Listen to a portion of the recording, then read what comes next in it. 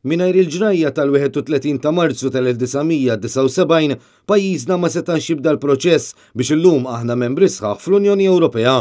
Hekk qal il-Prim Ministru mexxej Laburista Joseph Muscat fit-tmiem ċerimonja simbolika li saret fil-Birgu ftit jiem qabel l-anniversarju ta' meta ntemm il-kuntratt biex il-bażi militari Ingliża ma tibqax tuża lil Malta fil-31 ta' Marzu tal-1979. Għax bl-ħelsien ma stajniex nagħmlu dak illi kien hemm bżonn nagħmlu biex verament pajjiżna jimxi il-qudiem. Biex niddeċiedu fejn għandna mmorru u niddeċiedu li ma nibqgħux waħedna, imma li nkunu parti minn xi ħaġa ferm ikbar. L-isqarrija ta' Muscat tistona mal-pożizzjoni li l-istess mexxej Laburista kien ħa qabel ir-referendum tal-2003 meta pajjiżna vvota favur is-sħubija sħiħa u mhux xi ftehim ieħor kif xtaq il-Partit Soċjalista. Dakinhar Muscat kien spalla ma' spalla mal-mexxej Laburista Alfred Sant jappella lin-nies biex jivvutaw le, jinvalidaw il-vot jew ma jmorrux jivvutaw. Iżda llum l-istess mexxej Laburista qed jgħid li l-wedid li għamel il-Perit Mintoff 40 sena ilu qed iseħħu.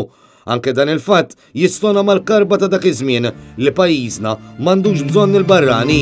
Mitna l-xejn, mitna l-barrani, mnejn sa fejn.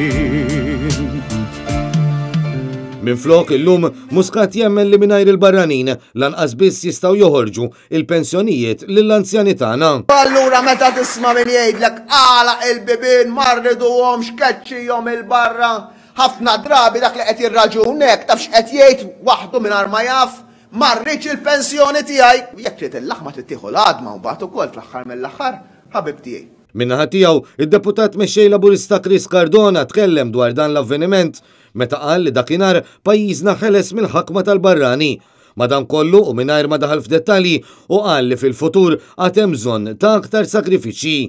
Filwaqt li tenna għad ta' slogans użati mill-Perit Mintoff 40 sena ilu, Chris Cardona ħal okkażjoni jattakka lill membri parlamentari Ewropej, fosthom lil soċjalisti li żaru Malta biex jinvestigaw is-saltna ta' dritt.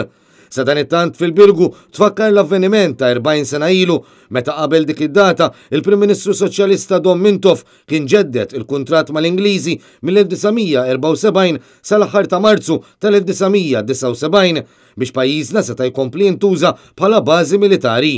Preżenti għall-attività politika kien hemm il-Grupp Parlamentari Laburista u s-sezzjonijiet fih dan il-partit li mbagħad qiegħdu bukketti tal-fjuri ma' riġlejn il-monument li jgħatti l-faċċata tal-Knisja Kolleġjata tal-Birgu. Sa dan it-tant fis-qarrija l-Partit Nazzjonalista qal li kieku l-Prim Ministru verament iħobb lil pajjiż messu ħadd deċiżjonijiet li kellu jieħu snin ilu biex iħares ir-reputazzjoni tajba li Malta dejjem kellha. Minflok l-istituzzjonijiet Ewropej spiċċaw ħarsu lejn pajjiżna bħala tax haven tort tal-Gvern Soċjalista Malti.